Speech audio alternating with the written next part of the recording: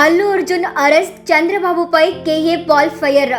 Hero Allu Arjun arrest ను ఖండిస్తున్నట్లు Prajashanti party అధ్యక్షుడు కేఏ పాల్, వైసీపీ నేత లక్ష్మీ పార్వతి వేర్వేరుగా తెలిపారు.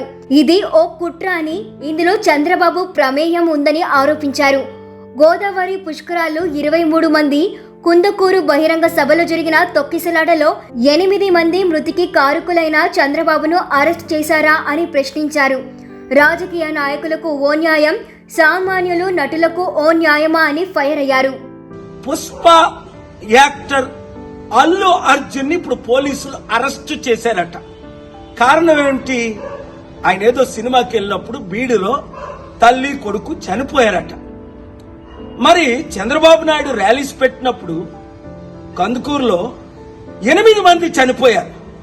చంద్రబాబుని అరెస్ట్ చేశారా? పిలిచారా పోలీస్ స్టేషన్ కి?